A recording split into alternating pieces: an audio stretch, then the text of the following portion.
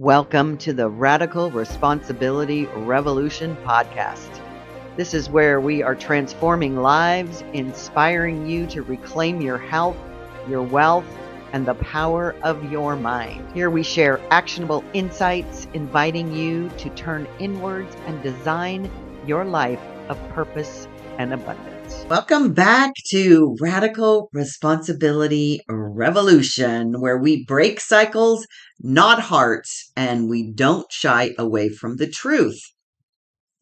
Today's episode is entitled Change or Die. And it's really interesting because if we're not changing, we are dying, which frankly, we're all dying on this planet anyways. From the day that you're born and you come in, that's the ultimate outcome. But I want to talk about radical responsibility in an age that we are in that seems to have a lot of victim energy and pointing fingers and blame. And one of the things that's really, really important is to take radical responsibility for your actions, for your thoughts, for your feelings, for everything that you're creating in your own life. And for years I've been saying, if you always do what you've always done, you'll always get what you've always got. Seems pretty simple, right? Well, let's put it another way. Doing the same thing over and over and over and over and over and expecting a different result, that's what we've been taught is the definition of insanity.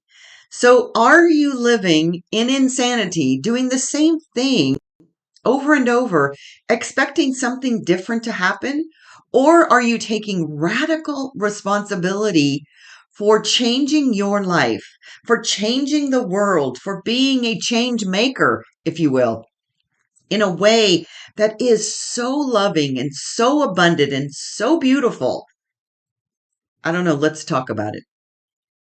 As an abundance teacher, which is what I am, and a student, because I'm always a student of self-improvement for over 5 decades, there's one thing that I know with certainty, and it is this.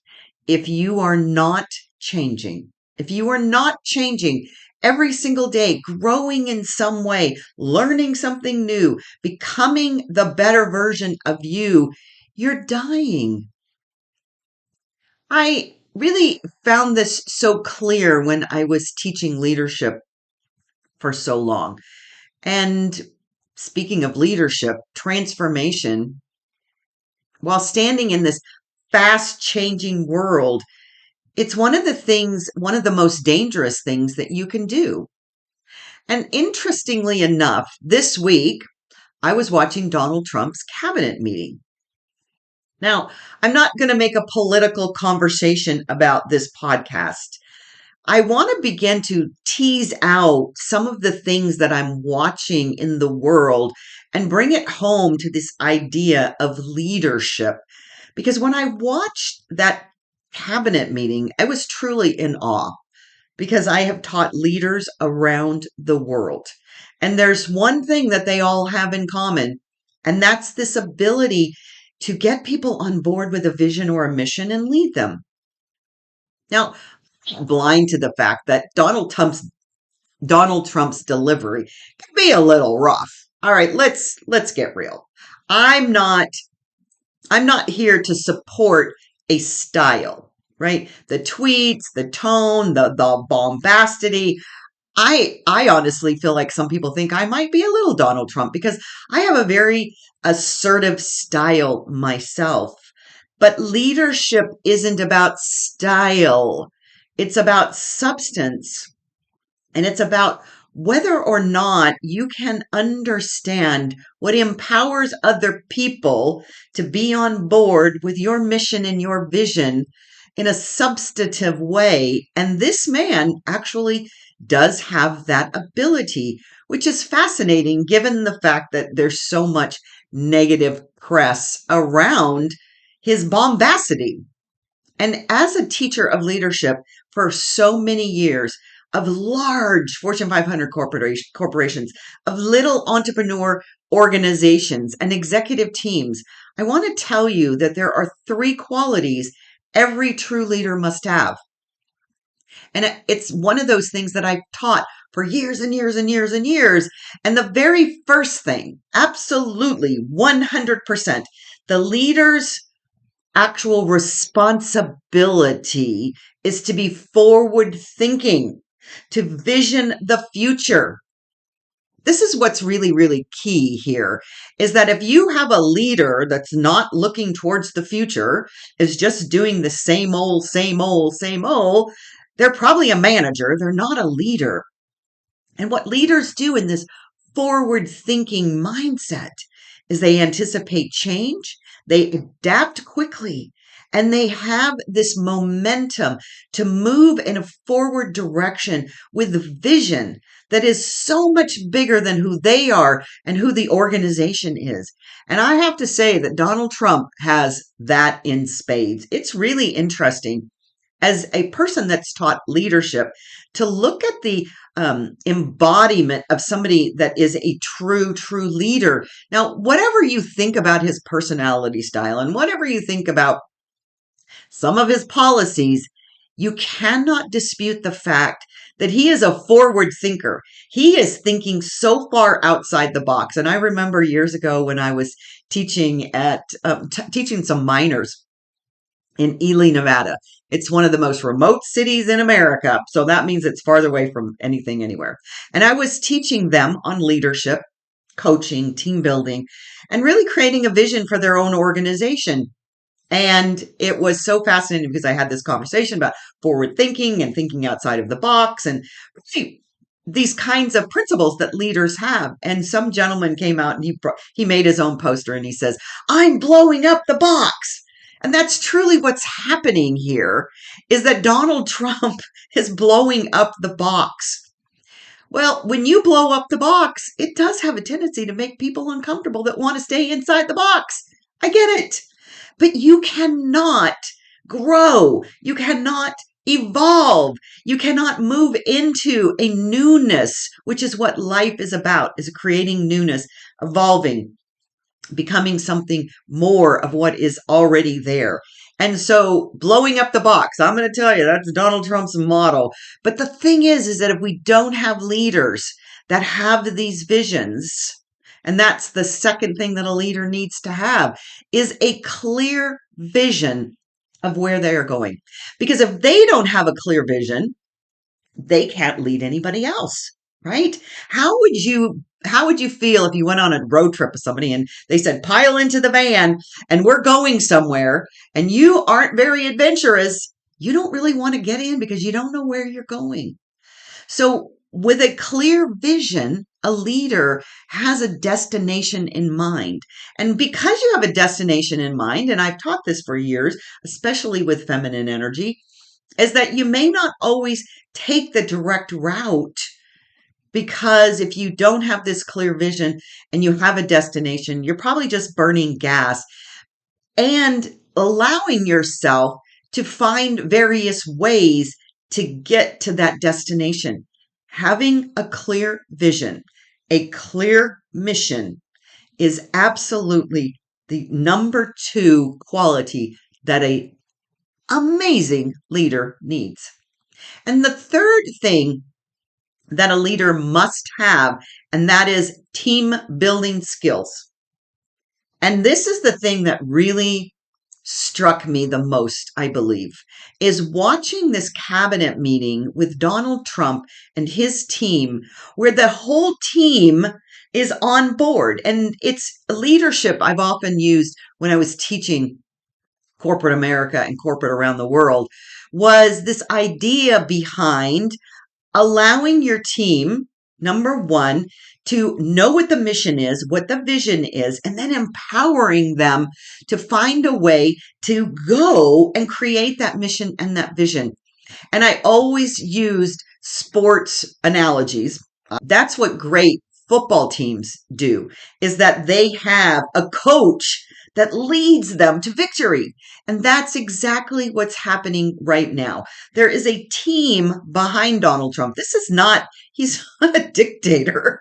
He's actually allowing this team of some of the most incredible people that I've ever seen come together who absolutely adore each other, which is so fascinating to have a team that actually likes each other. Because if you've been in business for any length of time, you know how hard it is to get everybody to get along. But this is one of the superpowers that he has, is bringing teams together and then allowing them, giving them the mission, giving them the vision, and then say go. Now, here's what I'm seeing: an entire segment of the population that wants to stay exactly the same. So, this I can see why, if you're looking at Donald Trump and you're one of that segment of the population that wants to stay exactly the way that you are, status quo, don't make any changes. I've often said when I moved to Wichita Falls, Texas, as a little aside here, I thought there was a sign, it's a metaphorical sign outside the city limits that said, "This is how we've always done it. This is how we're going to do it." That's the challenge, is that if you're in that camp, if you constantly are saying, pushback, pushback, pushback, I want the same status quo that I've always had. I want to keep spending the same amount of money. I want to keep giving to the same charities. All of these conversations that we're having in our heads and our personal life, and now in this bigger scheme of things when it comes to the world that we live in, that will never allow growth. That will never allow us to be the best version of ourselves that we really are striving for. So when you say you don't want change, certainly this Trump change, leadership is what disrupts. So if you are an amazing leader, I don't care if, I always used to use Google as an example when I was teaching about leadership. Google was disrupting the space on so many levels, but also from their own internal corporate environment. So what's interesting here is that this pushback against leadership that's disrupting is not unusual. It's absolutely not unusual. And if you're one of those people that wants the same in the status quo, what you're really looking for is comfort and sameness. And that never allows us to be a bigger, better version of ourselves. And even if the status quo that we see in this government that we've had for decades, that I've watched just from a sideline position going, oh my gosh, this is never sustainable, because it's sinking us into debt and crime and cultural rot. Literally, what I'm looking to see is leaders around me, whether it be in businesses, it be in the government, it be in the world stage, it be in nonprofits.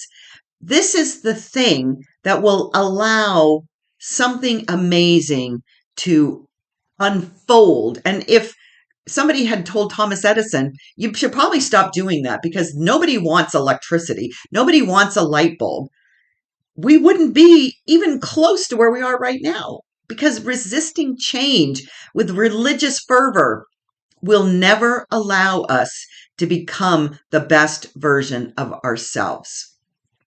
So let me ask you this: how can a country heal physically, emotionally, financially, if its people are unwilling to shift their mindset? That's what this is. It's a mindset to be open to change. It's a mindset to see things in a different way. And I talk about relationships a lot when I do coaching. And listen, if anybody knows anything about relationships and not agreeing with people, it's me. And the fact is that what I do know is that if you resist people in your life, because relationships are there as what I call grist for our spiritual meal, to uplift us, to challenge us. But if you don't change your mindset and you're not willing to shift your belief systems and be that person that understands, as opposed to wanting somebody to understand you, as Stephen Covey said so eloquently, seek first to understand, then to be understood. What we see are these protests But more importantly, what I see is rage. I see rage and I see fear. They're not cries for transformation. They are not cries for transformation. They are cries to keep things the same. They're tantrums, if you will, of attachment to the old way. And I promise you, the old way will never get us to where the future is. The old way always is dying. And it's dying right now. And there is that, remember that cat video where he's hanging on, hang in there? That's what that looks like because that old way is dying and there is so much effort to hang on. Because when you lead from fear, that's what's happening. When you lead from fear, you create chaos. I'm not talking about this from a political perspective. I'm talking about it from a leadership, from a growth, from a self improvement, from a spiritual evolving perspective. You cannot do that from fear. And I was teaching my class this week and I shared we only have two ways that we make decisions, from fear or from faith. So if you come from fear, you're going to create distrust, and you're going to deepen suffering. And when you come from faith, and I'm not talking from a religious perspective, I'm talking about the faith in the good of humanity, and the faith that life is always on your side, from the faith that support is always in your corner. The universe is always saying yes. So are you deepening your own suffering? Are you creating distrust in your own life and the life of others? When you do that, you do block change. Fear is a resistance quality of energy. It's very low vibration, but more importantly, it creates a block in abundance, which is what I teach about. So when you block change, when you create distrust, when you're operating out of fear, you are blocking the good that is wanting to come through your life. And on the other hand, when you lead from vision, like Trump does, and other great leaders, because I'm just using him as an example, because one of the things that I find very fascinating is even though he's an amazing leader, you may not like the way he delivers anything. I get that. It doesn't take away from the fact that he is truly, truly admired by so many people in his team that you cannot really argue with those people because they are truly visionaries themselves. And if you are looking at somebody that is building a future, whether it be in corporate America, your own family, your spiritual worship organizations, you have to begin to see that vision is what will lead all of us, no matter how big or how small our leadership qualities and communities are. Because when you inspire innovation, this is what's happening. When you inspire innovation, innovation isn't just building something new. It's having forward thinking thoughts. It's about creating new ideas. It's about creating new strategies and then building bridges instead of throwing bombs. Because when you throw bombs, you are engaging in that fear and that base energy and that low vibration energy, which never serves any of us. So there's no real compassion when you are in that fear energy. It's reserved for the people who agree with you so that you can build a community around fear. I choose to build a community around optimism, about the future, about growth, about newness, about new inspired ideas. You know, when Jesus washed the feet of those around him, he didn't check their voter registration. And when the Pope extended love, doing the same thing, following in those steps, he didn't ask about a political persuasion. Because that love that we extend to each other is not based on whether you're left or right. And true leadership, listen to this, true leadership leads all people, even the ones that disagree with you. And if you begin to see that leadership is where we all need to up level our own games, there's a great model here in Donald Trump. Even though you disagree with his delivery, the results are incredible. And I want to get back to the vision part, because the vision that he has for this country is really quite remarkable. And if you stay connected with the vision over the vitriol, because believe me, I know every time I hear him speak, I disagree with the delivery. I disagree with the bullying. But then the whole world is doing that now. It's been normalized literally because of social media, fortunately. But it's already different, the world.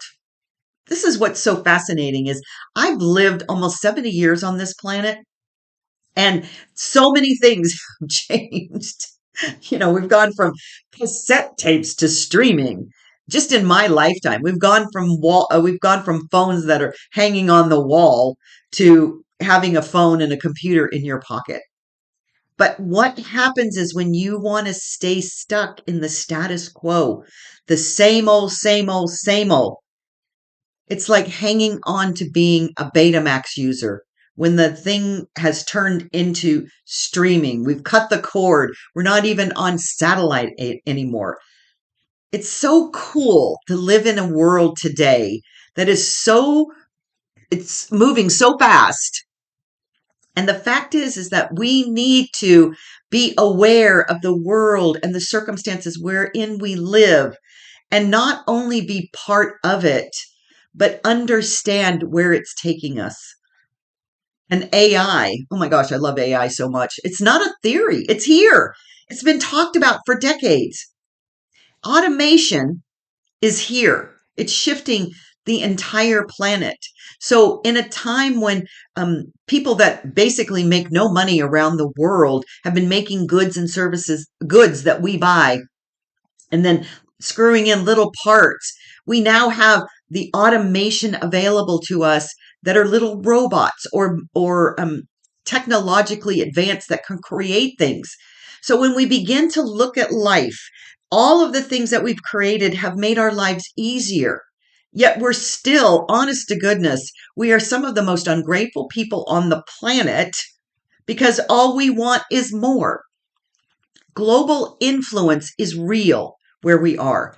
And yet we aren't playing with global influence and global community in a nice way. I don't care about Trump's version of the world, but the fact is that we are all on this planet together. The train has left the station, and we either evolve into the newness of where we are, making radical, responsible changes that will absolutely turn the world into something you've never even imagined, right? Because if you thought about the early 1900s, did anybody during that time imagine cars, planes, rocket ships to the moon, AI, phones that you walk around in your pocket with? Of course not. So what I'm asking you all to do is get out of your stuckness and get into your imaginations. Get into the idea that there is so much more to explore. That's why I love reading about explorers early on. Donald Trump is an explorer. He's out there exploring the world and coming up with new ideas every single day. I don't know how the man sleeps, because it makes me a little, agitated, because I know I've been in that mindset where it's just create, create, create, create. But that's what's making other people very uncomfortable, is the shift and the change. What makes me frustrated is we are all co-creating our own lives. We are co-creating as well the most amazing world that you can ever imagine, and the most abundant and healed and imaginative era in history, if we stay focused on the love and the communication and the connection and let fear go. Fear is just false evidence appearing real. And honest to God, I've said this so many times. Please turn off your televisions. Please turn off your press uh, ways that you receive information. Because when we are wasting time pointing fingers and wallowing in blame, we will never get to where our desired dreams are. I think if COVID taught us anything, it's that the supply chain of control, this is one of the big bugaboos that everybody has about tariffs and shit. Sorry. That, that's this supply chain wasn't working and you can't depend on government to be your savior. And this is the thing, is that I really want you to get that this whole thing about government isn't about saving you. You must take responsibility for your own supply, your spiritual supply, your emotional supply, and yes, your financial supply.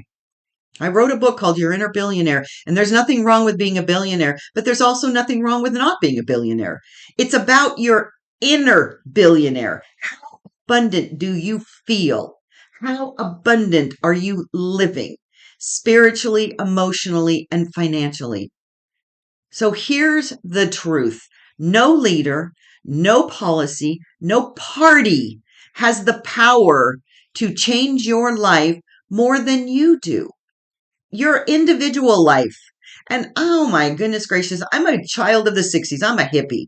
So I know all about sit-ins and protests and all of that good happy stuff. But you know what? Here's the thing, is that I choose to use my mental and spiritual coin now to create life changes in my own life and then in my immediate circumference. Right? Because here's the thing, is that you have more power to create your individual life than you ever dreamt of. And your abundance comes from your beliefs about yourself and about the good that's happening in the world. Your freedom comes from your willingness to take action about how you can make a change specifically to your own community. Walking around with a poster and protesting, it's all great. But you know what? I think what's happening is it's falling on deaf ears. I know it's on the news and I protested and I walked and I did whatever. But what are you doing to actually changing your community, changing how your community deals with regulation, or your community deals with nonprofits, or your community deals with the fentanyl crisis? How are you dealing with that? How are you dealing with supporting other people in your life to uplift them to be more prosperous, to have more abundance in their own lives, to empower themselves to be a better version of themselves? This all comes from your own imagination to create yourself in a way that supports those around you, not from protests. So stop waiting for a savior and start being one. Do these things. Become a mentor. Be a mentor for somebody else that's uplifting, that's not talking about fear and resistance and all of that. What you resist persists. Taught that for decades. Go out there and volunteer. Start a business. Oh my gosh. Now is the perfect time in all of history to start a business, because there's so many industries that are now opening up with AI and with, this is truly, it's a golden age of ideas and transformation. Create a sanctuary. Create a place where people can come and be uplifted by these ideas and imagination and opportunities. Build something that makes others feel seen. Lead from love, not rage. Be the change you want to see. And here's the thing. You don't need a sign. You need a hammer. You don't need a complaint. You need a blueprint. You need to know that you have the ability to create a world within your own life circumference that is magical and beautiful and amazing. Radical responsibility means this. Stop talking about change and become it. Stop blaming and start building and birthing new ideas. New ideas that are going to take us to those centuries where the Gen Zs are now baby boomer age. This is what is so fascinating, is about looking forward. Where are we going? We are not repeating the past. We are building and birthing a future. That is what is so key and critical, is not to repeat the past. The past is here to show us all of the ways that we did not help ourselves get to the place where we are going. We are here to create a future worthy of our highest selves, a future that is worthy of our generations that have not even been born yet, a future that's worthy of our ancestors' dreams. That's what we are here to do. And that starts with you.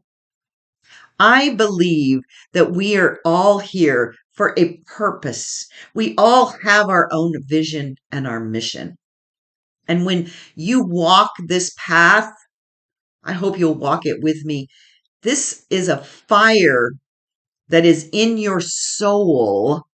So now it's time to share your fire about what your purpose is, not what somebody else's purpose is, not some resistance to a vision that someone else has called Donald Trump. You have a purpose and a vision and a spark inside of you. So now it's time for you to speak it. It's time for you to live it. And as I said, I know some of you are thinking, well, I'm doing that. I'm out there with my sign and my protest. That's not it. That light that is inside of you, let that shine. Let that uniqueness of who you are shine out into the world. The light you see in someone else is already inside of you. So let's look at what you're doing and bring up all of that essence, that authentic uniqueness of who you are, because it is about moving in a forward direction, having a vision, having a purpose, and knowing that each and every person, yes, including Donald Trump, is here for a divine reason on this planet. Every single person, you, me, all of the people that we don't really like, all of the people that we really love, everybody has a purpose. So let's live it, speak it, let it shine out. And until next time, stay fierce, stay free, and never forget who you truly, truly are. Queen of Magic out.